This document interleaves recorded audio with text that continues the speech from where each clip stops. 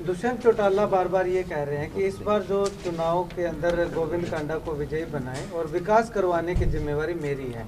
ये गोविंद कांडा का चुनाव नहीं है, ये दुष्यंत का चुनाव है। देखिए जी, ये तो उनका आपस का मैटर है। पहले कांग्रेस ने, बीजेपी ने कहा भी आप लड़ो, जेजेपी कैसे लड़ो, जेजेपी वाला कहते हैं आप लड़ो, और लेके आए कैंडिडेट, लेके आए रूपा से उधार का कैंडिडेट लेके आए।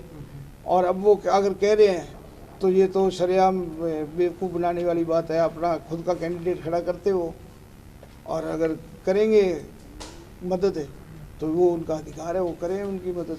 अभय सिंह चौटाला बार बार कह रहे हैं कि ये चुनाव उनका नहीं है, ये किसानों का चुनाव है, क्योंकि उन्होंने किसानों के लिए इस्तीफा दिया था। तो जीत होगी तो किसानों की होगी, हार होगी तो किसानों की होगी। देखिए जी, किसानों में कितने एक बड़ी हितैषी है, ये सब जानते हैं। कंडेला का कांड कोई नहीं भूला।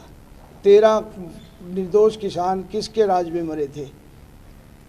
इनेलो के राज में मरे थे, जिनके ऊपर गोलियां बरसाई गई। 13 किसान वहाँ पे शहीद हुए थे।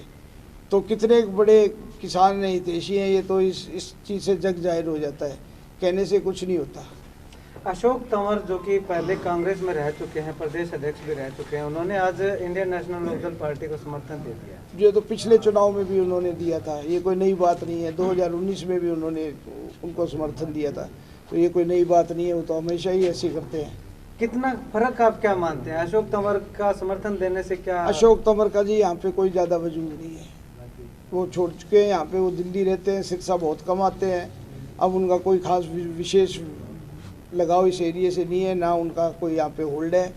और ये तो जग जाहिर है, 2019 में भी उन्होंने इसका इनेलो का समर्थन किया था, तो ये कोई नई बात तो है नहीं। अभय चौटाला कह रहे हैं कि ये गढ़ उनका है, इस गढ़ को ढा पाना बहुत मुश्किल काम हो जाता है।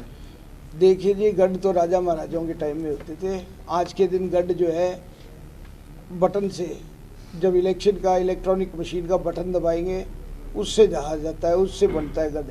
गढ़ बनाती है जनता, और गढ़ ढहने वाली भी जनता ही है। तो ये जनता का फतवा है, जो 2 तारीख को पता लगेगा। ऐसे कहने से कुछ नहीं होता। गढ़ किसी टाइम में था, ऐसे तो हरियाणा में भी उनकी कभी 85 सीटें आई थी, और आज के दिन 1 सीट फिर समेट के रह गए। 1 सीट भी उन्होंने इस्तीफा दे दिया। उंगली काट के शहीद होना चाहते थे। किसानों के नाम पे वो सारे हरियाणा में अपने राजनीति चमकाना चाहते थे। और जब तो उन्होंने कहा था भी जब तक ये काले कानून वापस नहीं होते, मैं राजनीति में नहीं आऊँगा, मैं विधानसभा में नहीं आऊँगा। लेकिन सबसे पहले विधानसभा की दौड़ में वो कूदे हैं। बटन का अभी आपने जिक्र किया, क्योंकि पीछे जितने भी चुनाव हुए हैं तो भारतीय जनता पार्टी पे आरोप लगा है कि ये मशीनों के साथ छेड़छाड़ करके अपनी जीत दर्ज करवा लेते हैं। तो इस बार क्या लगता है आपको, ये हो सकता है? देखिए जी, मैं चक्रों में नहीं पड़ूंगा।